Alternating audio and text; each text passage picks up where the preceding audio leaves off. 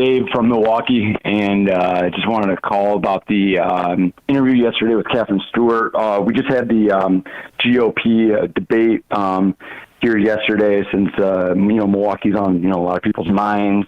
We've had a lot of massive wins politically and socially, and even for myself personally over the past 5 years, and we want to continue building on those. For instance, we have an extreme minoritarian setup right now because of extreme voter suppression, especially in the rural areas. So that basically we will get 55-60% of the votes. And then that will translate to only 30% of the seats in the assembly. But under those conditions, we have been able to continue to fight. We got a very solid court in there with Janet Protasiewicz, and she got in there with I personally hit probably 1,500 doors, and captained 100 other people to hit tens of thousands of others. So, and we significantly boosted turnout here in Milwaukee for that. So now the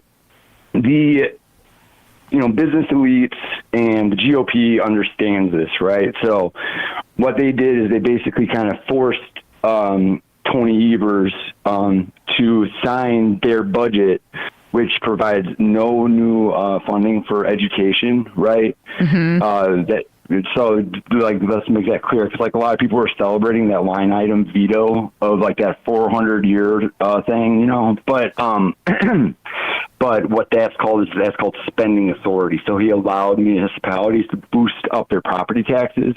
That's not actual funding, right? That's not money. You know what I mean? Yeah.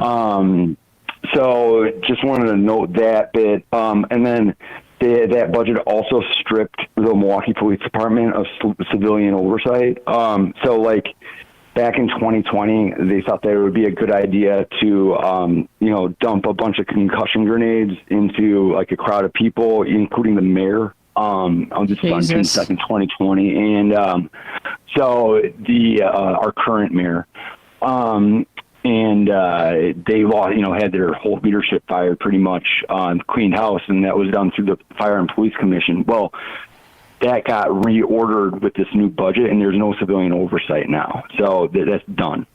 So that was a tool that was used by the public to, actually exert, some control over our lives that's been taken away from us by this governor and by the GOP, right?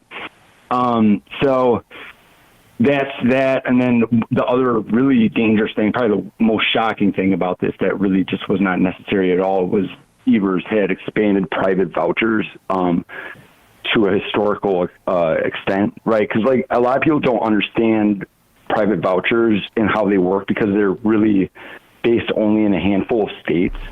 But here in Milwaukee, in only parts of those states, right? Here in Milwaukee, basically what you do is this is something that's available to all people, right? So you get a little bit less in private voucher money if you're making, over a certain amount of money, right? But, basically you can send your kid to a Catholic school, and then that Catholic school will basically just take all that public education money away from, right? So now the other thing that has to be understood here is that under those conditions, it allows for situations like we saw in Mississippi with that Brett Favre. Yes. So the siphoning and stealing of money for these corrupt kind of individual focused ends. Right, exactly. And, so it's really about, well, first off, some people are cool with it because it allows certain people to kind of be kind of hogs at the trough, just kind of wealthy people stealing even more money, right, from working people. And then it also, denies working people actual funding that, through TAMF, right, that's food assistance that and other types of grants that Brett Favre was stealing from. So basically it allows rich people to steal more money, and it denies working people even more funding to, improve themselves. You know what I mean?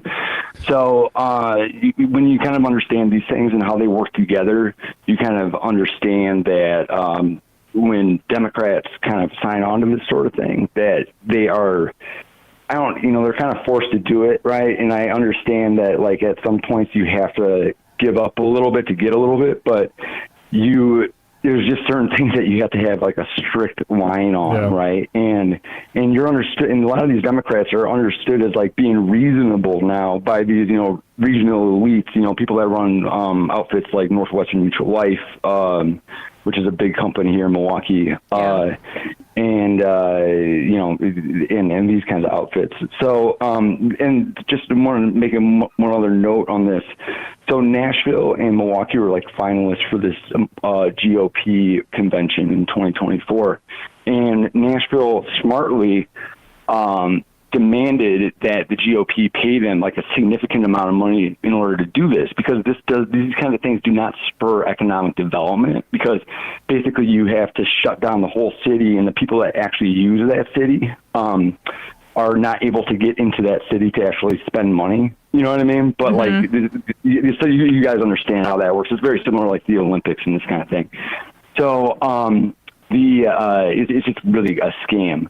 Yeah. And so they're having this GOP debate here ahead of that convention next year, right? So, a lot of workers, we had several hundred people out there yesterday, marching against this, and we'll continue to build on that, right? Yeah. We'll continue to be active, driving people out to the ballot box and this kind of thing. But it really needs to be understood, right, that Democrats, at the end of the day, unless they're forced to otherwise, right, they are going to, they are going to turn on working people. It's just, you know what I mean? You have to make sure that that you can discipline them when they go against our interests. Yeah, you know what I mean? David, do you have like what's Wisconsinites feeling about like the relative success of the Minnesota legislature and the type of like the left wing block that you see in like the city council in Minneapolis and stuff like that? Is there any sort of hope that